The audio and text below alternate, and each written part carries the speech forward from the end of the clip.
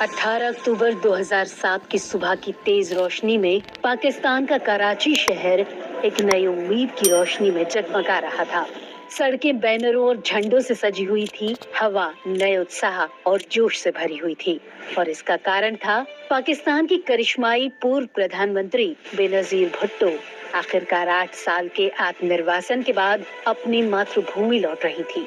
बेनजीर की वतन वापसी किसी राजनीतिक भूकंप से कम नहीं थी। एक ऐसा भूकंप जो देश की नियति को नया आकार देने के लिए आतुर था। जैसे ही भुट्टो समर्थकों की भीड़ से घिरी हुई हवाई अड्डे से बाहर निकली, लोगों की भीड़ खुशी से झूम उठी। हवाई अड्डे से कराची के केंद्र तक की यात्रा एक विजय जुलूस, गतिमान लोकतंत्र के कार्निवल जैसी दिख रही थी। इसके बाद के दिनों में राजनीतिक रैलियों, भाषणों और पार्टी के वफादारों के साथ तो बैठकों का दौर ही चल पड़ा। बेनजीर ने पूरे देश में प्रचार किया, लोगों की चिंताओं को संबोधित किया। उनका करिश्माई व्यक्तित्व हर उम्र के लोगों की भीड़ को आकर्षित कर रहा था। लेकिन 27 दिसंबर 2007 की शाम को एक दुखद घटना घटी।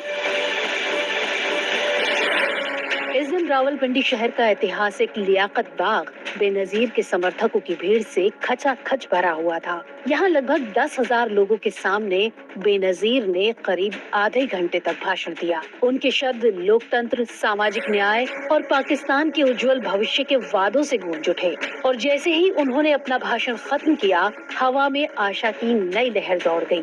हरे और सफेद रंग में पाकिस्तानी झंडे पहनी भीड़ खुशी से झूम उठी। बेनजीर भुट्टो जिंदाबाद और बेनजीर वजीर आजम के नारों से पूरा इलाका गूंज उठा। लेकिन किसे पता था कि उत्साह और आशा का ये माहौल पल भर में ही निराशा में बदलने वाला है। नियति एक ऐसा भयावह मोड़ तैयार कर रही थी जो इतिहास के गलियारों में वर्षों तक गूंजने वाला था। दरअसल भाषण खत्म करने के बाद बेनजीर का काफिला भीड़ भरे रास्तों से गुजर रहा था। उत्साही समर्थक उनके स्वागत में झंडे लहराकर नारे लगा रहे थे। उनकी कार को समर्थकों ने चारों तरफ से घेर लिया। समर्थकों का ऐसा उत्साह देखकर बेनजीर भी अपनी गाड़ी पर खड़ी हो गई और लोगों का अभिवादन स्वीकार करने लगी। लेकिन वो क्या जानती थी कि समर्थकों की भीड़ में मौत छिपकर उनका इंतजार कर रही है। तभी इस भीड़ में एक हमलावर उन पर फायरिंग करता है और उसके कुछ सेकंड बाद ही एक आत्मघाती हमलावर बेनजीर भुट्टो के काफिले के पास आकर खुद को विस्फोटक जैकेट से उड़ा देता है। ये गगनभेदी विस्फोट बहरा कर देने वाला था और इसने उस राष्ट्र की आशाओं को चकनाचूर कर दिया जो परिवर्तन का सपना देख रहा था। इस विस्फोट के बाद सड़क खून से सन गई और हवा शोक की लहर में तब्दील हो गई। जश्न मनाने वाला माहौल दुख और निराशा के एक उदास माहौल में बदल गया। कभी जन एकता का प्रतीक रहा लियाकत बाग आज विनाश की भयावह झांकी में तब्दील हो चुका था।